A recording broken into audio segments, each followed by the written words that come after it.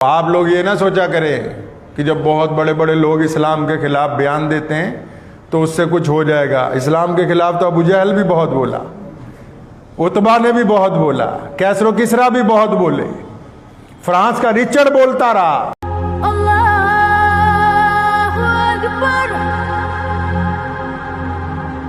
اسلام نے جو نظام دیا، اسلام نے عبادت کو، لوگوں نے صرف عبادت کو رسم سمجھا۔ اسلام نے کہا کہ عبادت اس کی ہے جو اپنے ماں باپ کی فرما برداری کرتا ہو، کہا نا کہ نماز اسی کی ہے جو برائیوں سے روکتی ہو، جس کی نماز اسے برائیوں سے نہیں روکتی اس کی تو نماز نہیں ہے۔ شریعت نے کہا نا کہ اسلام میں نماز اس کی ہے جس کے ماں باپ اس سے راضی ہوں، نماز اس کی ہے جو اپنی بیوی بچوں سے اچھا سلوک کرتا ہو، نماز اس کی ہے جس کے پڑوسی اس سے راضی ہوں، جو ہوئی اکڑم باز اس کی تو نماز نہیں ہے۔ اسلام نے تو عبادت کو گھر سے جوڑا، عبادت کو پڑوسی سے جوڑا، عبادت کو معاشرے سے جوڑا، عبادت کو بھوکوں کو کھانا کھلانے سے جوڑا۔ فرمایا جب تک ہم دوسروں کے دلوں کو تسکین نہیں پہنچائیں گے تو عبادت کیسے ہو؟ تو لوگ طاقت لا سکتے ہیں لیکن جو طاقت اسلام نے عطا کی ہے اس کا کوئی توڑ نہیں۔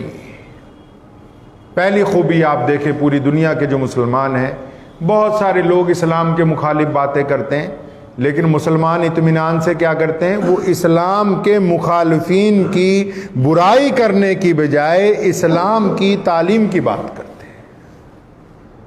بنیادی فرق آپ دیکھیں، کوئی ہمیں گالی دیتا ہے ہم جواب میں اس کو گالی نہیں دیتے، کوئی ہمیں مارتا ہے ہم جواب میں اس کو مارنے نہیں جاتے ہیں۔ ہم اسلام کی بنیادی تعلیم کی بات کرتے ہیں کہ نہیں، اسلام نے کہا کہ اس طریقے سے لوگوں کو جوڑا جائے گا۔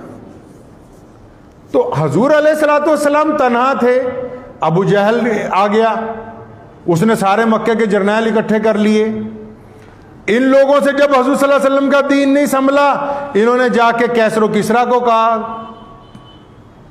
خسرو پرویز نے حضور اکرم صلی اللہ علیہ وسلم کے خلاف لشکر بھیجے، اس سے بھی نہیں سنبھلے، پھر ساری دنیا اکٹھی ہو گئی،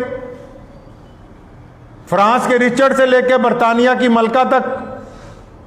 تو پھر کیا ہوا؟ اسلام نے لوگوں کے دلوں کو فتح کرنے کا فن عطا کیا حضور اکرم صلی اللہ علیہ وسلم نے۔ زمینوں کو فتح کرنا کوئی بڑی بات نہیں ہے، دلوں کو فتح کرنا بڑی بات ہے۔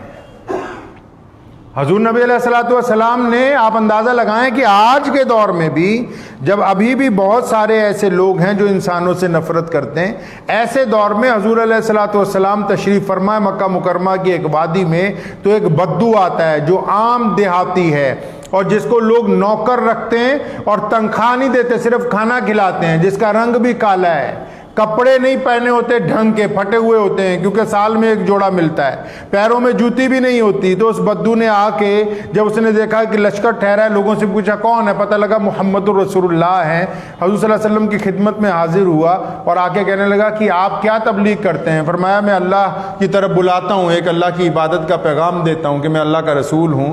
فرمایا اچھا آپ اللہ کے رسول ہیں، اگر میں آپ پر ایمان لے آؤں تو مجھے کیا ملے گا؟ سونے رسول نے فرمایا کہ تم ہمارا بھائی بن جائے گا۔ فرمایا تم ہمارے بھائی بن جاؤ گے۔ کہنے لگا اچھا، فرمایا تم ہمارے بھائی بن جاؤ گے، ہم تمہیں اپنے سینے سے لگائیں گے۔ پیروں تک وجود ہل گیا۔ آج جبکہ آزاد دنیا میں لوگ ابھی بھی دوسروں کے ساتھ نفرت کرتے ہیں طاقت کے بل کے اوپر، نبی علیہ الصلوۃ والسلام نے جب اس بدو کو کہا نا کہ ہم تمہیں اپنے سینے سے لگائیں گے، فوراً کلمہ پڑھ لیا، اور آپ صلی اللہ علیہ وسلم نے جب اسے سینے سے لگایا تو رونے لگا۔ فرمایا یہ تو کوئی یقین ہی نہیں کر سکتا کہ کوئی اتنے عالی نسب خاندان کا فرد اور جو اللہ کا رسول بھی ہو وہ ایک عام بدو کو سینے سے لگا لے۔ اور پھر اس نے محبت میں کیا کہا؟ کہنے لگا یا رسول اللہ میں مسلمان ہو گیا ہوں، آپ کے دشمنوں کا ریوڑ چراتا ہوں، دشمنوں کا ریوڑ چراتا ہوں، یہ ان کی کئی سو بکریاں میرے پاس ہیں، یہ تمام کی تمام رکھ لیں، قربان جاؤں محمد الرسول اللہ پہ۔ سنو فرانس سمیت جتنے گنڈے ہو سارے، یہ فن نہیں تم سیکھ سکتے۔ تمہیں 500 روپے سڑک پہ پڑے ہوئے مل جائیں گے نا، ادھر ادھر دیکھ کے جیب میں ڈال لو گے، کسی مسلمان کو ملیں گے تو مسجد میں جا کے مولوی سے پوچھے گا کہ یہ 500 روپے حلال ہیں کہ حرام ہیں، ان کو کھا سکتے ہیں کہ نہیں کھا سکتے، ان کا کرنا کیا ہے۔ یہی فرق ہے دنیا کی طاقتوں میں اور مسلمان کے کلمہ لا الہ الا اللہ پڑھنے والوں میں۔ اس فرق کو کوئی نہیں ختم کر سکتا. ایک ہی طریقہ ہے اس فرق کو ختم کرنے کا کہ جس کو نفرت ہو حضور اکرم صلی اللہ علیہ وسلم سے نعوذ باللہ، وہ محمد رسول اللہ کی غلامی اختیار کرے گا تو یہ فرق ختم ہوگا. اور جب اس بدو نے کہا نا یا رسول اللہ وہ اب انیاں بکریاں ہیں رکھ لو، قربان جاؤں اپنے نبی علیہ الصلوۃ والسلام پر، کہیے صلی اللہ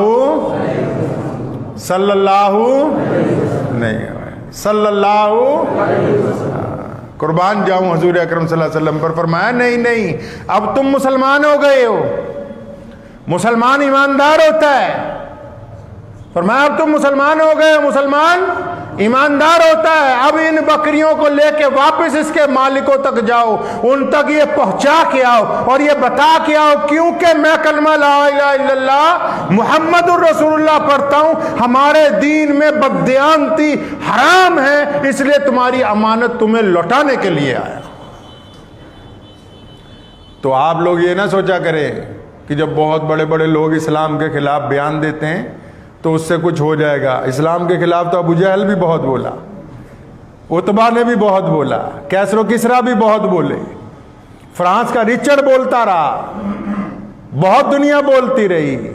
اسلام رسول اللہ صلی اللہ علیہ وسلم کی وہ اعلیٰ تعلیمات جو سماج میں لوگوں کو برابری کا درجہ دیتی، اس کی بنیاد پر قائم ہے اور انشاءاللہ یہ قیامت تک قائم. اب آپ کو صرف یہ کام کرنا ہے کہ ہمیں اپنے اندر سے اگر ذرا برابر کسی کے لیے نفرت ہے تو اسے محبت میں تبدیل کرنا ہے. سمجھ گئے آپ بات کو؟ نہیں. ہمارے مزاج سے ہمارے جو غیر مسلم دوست ہیں، بھائی ہیں، بہنیں ہیں، ان کا احترام ایسے کرنا جیسے محمد رسول اللہ نے ہمیں سکھایا ہے. حضور نبی علیہ الصلوۃ والسلام صرف مسلمانوں کے لیے نہیں، اللہ کے رسول پورے عالم کے لیے، اور عالم میں صرف انسان ہی نہیں ہر شے کے لیے رحمت ہے. تو ہمیں یہ کرنا ہے کہ ہم اپنی زندگی میں حضور صلی اللہ علیہ وسلم کے حکم کو نافذ کریں گے. ٹھیک ہے جی انشاءاللہ. اپنی زبان سے کسی کو تکلیف نہیں پہنچائیں گے. اپنی زبان سے کسی کو تکلیف نہیں پہنچائیں گے. اپنی زبان کو قابو میں رکھیں گے. بہت بڑا آدمی وہ ہوتا ہے. آخری بات کرتا چلوں، وقت اوپر ہو گیا. کل میں ایک مسجد میں گیا، قصہ مختصر آپ کو سنا دوں، مسجد کا نام نہیں بتاؤں گا. تو وہاں لوگ آپس میں لڑ پڑے، 3 جماعتیں ہونے لگی. تو کہتا جی ایک دیوبندیوں کی ہوگی، ایک بریلویوں کی ہوگی، تو ایک اہل حدیثوں کی ہوگی. تو میں نے انہیں سمجھایا آپ بھی پلے باندھ لیجیے بات. عام لوگ اپنے اپنے مسلک پہ اڑ جاتے ہیں. نماز رفع دین سے پڑھیں یا ناف پہ باندھ کے پڑھیں یا یہاں باندھ کے پڑھیں یا پاؤں جوڑ کے پڑھیں یا کھول، یہ تمام کے تمام طریقے ہمارے نبی حضرت محمد الرسول اللہ صلی اللہ علیہ وسلم کے. یہ ہمارے میں الگ الگ اس لیے قائم ہے کہ یہ سنتیں زندہ رہیں. یہ اللہ کا نظام ہے. یہ اس لیے قائم ہے کہ یہ سنتیں زندہ رہیں، اس لیے نہیں کہ ان سنتوں کی بنا پر ہم کسی سے نفرت کریں. بات سمجھ رہے ہیں آپ کو؟ نہیں. یہ اس لیے قائم ہے کہ حضور صلی اللہ علیہ وسلم کی تمام سنتیں زندہ رہیں، اور یہ اس لیے نہیں کہ ہم دوسرے کے ساتھ نفرت کریں. اگر آپ دوسرے کو برداشت نہیں کر رہے تو ابھی آپ مکمل کلمہ لا الہ الا اللہ محمد رسول اللہ پڑھنے والے. برداشت کا مادہ، کیونکہ بہادر بننا ہے جو ہمارے نبی علیہ الصلوۃ والسلام کا طریقہ ہے کہ بہادر آدمی جو ہے وہ اس کے اندر قوت برداشت بہت ہوتی ہے. تو ایک دوسرے کو بھی برداشت کرنا ہے، معاشرے کو بھی برداشت کرنا ہے. تو سماج کو بھی ان کے اندر جو خرابیاں ہیں، جو لوگ محبت سے بات سمجھ سکتے ہیں ان کو سمجھائیے.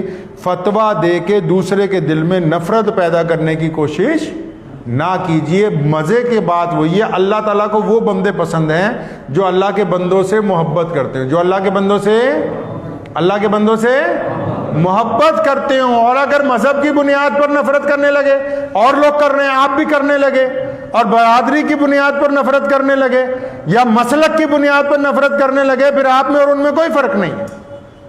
اللہ کو وہ بندے پسند ہیں جو خود بھی محبت کرتے ہیں اور دوسروں کے ساتھ بھی محبت کا معاملہ کرے. دعا کیجیے اللہ تعالیٰ مجھے آپ سب کو ان پہ عمل کی توفیق عطا فرمائے. وآخر دعوانا الحمدللہ رب العالمین.